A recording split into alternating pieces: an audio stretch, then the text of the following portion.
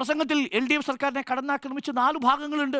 1 സ്വർണ്ണക്കൊള്ളയുമായി ബന്ധപ്പെട്ട വിഷയം, 2 കരുവന്നൂരുമായി ബന്ധപ്പെട്ട വിഷയം, 3 LDF സർക്കാർ PMC പദ്ധതിയിൽ നിന്ന് പിന്മാറിയതിനോടുള്ള വിമർശനം, 4 കേന്ദ്ര സർക്കാർ പദ്ധതികൾ നടപ്പാക്കുന്നില്ല ഈ സർക്കാർ എന്നുള്ള വിമർശനം. ഇത് കോൺഗ്രസിനെതിരെയുള്ള വിമർശനമല്ല, ഇത് പിണറായി സർക്കാരിനെതിരെയുള്ള വിമർശനമാണ്. തിരിച്ച് കോൺഗ്രസിൻ്റെ ഭാഗത്ത് ഉണ്ടായി മാവോയിസ്റ്റ് മുസ്ലിം വാദി കോൺഗ്രസ് എന്നുള്ള ഒരു MMC എന്ന രീതിയിൽ. അത് ബീഹാറിൽ നരേന്ദ്രമോദി കോയിൻ ചെയ്തതാണ്. നേരത്തെ ജിമ്മി പറഞ്ഞതുപോലെ അതിനു മുമ്പ് ഒരിടത്തു കൂടി സൂററ്റിലും ഇതേ വാചകം പറഞ്ഞിട്ടുണ്ട്, മുസ്ലിം ലീഗ് മാവോവാദി കോൺഗ്രസ് എന്നുള്ളത്. അത് എപ്പോഴാണോ രാഹുൽ ഗാന്ധി തൻ്റെ മണ്ഡലത്തിൽ നിന്ന് വയനാട്ടിലേക്ക് വന്ന് മത്സരിച്ചത് ആ നിമിഷം മുതൽ പറഞ്ഞു തുടങ്ങിയതാണ് കോൺഗ്രസിനെ മുസ്ലിം ലീഗുമായി കൂട്ടിക്കെട്ടിയുള്ള ഈ ആക്ഷേപം. അതൊരു ഭാഗത്തുണ്ട്, അതിലൊരു സംശയമില്ല. അപ്പോൾ കോൺഗ്രസിനെയും LDFനെയും അഥവാ LDFനെയും UDFനെയും ഒരേപോലെ ആ സ്റ്റേറ്റ്മെൻറ്റ് തന്നെ എങ്ങനെയാണ്? LDFും UDFും കേരളത്തിൽ നടത്തുന്നത് അഡ്ജസ്റ്റ്മെൻറ്റ് ഭരണമാണ്, അഴിമതി നിറഞ്ഞതാണ്, വർഗീയത നിറഞ്ഞതാണ്.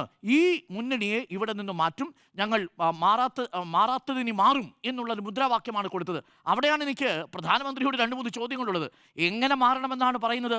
ഈ സർക്കാർ അധികാരത്തിൽ വന്നതിന് ശേഷമല്ലേ, അതായത് പെട്രോളിൻ്റെ വില 100 രൂപ കടത്തിയ, ഗ്യാസിൻ്റെ വില 1000 രൂപ കടത്തിയ, വാണിജ്യ ഗ്യാസിൻ്റെ വില 3000 രൂപ കടത്തിയ, ഡോളറിനുമായിട്ട് രൂപയുടെ മൂല്യം 100 രൂപയ്ക്ക് അടുത്തെത്തിച്ച ഈ NDA സർക്കാർ ഇനി കേരളത്തിൽ എന്തു മാറ്റമാണ് കൊണ്ടുവരാൻ പോകുന്നത്? എങ്ങനെയാണ് കേരളം മാറേണ്ടതെന്നുള്ളതാണ് എൻ്റെ ചോദ്യം.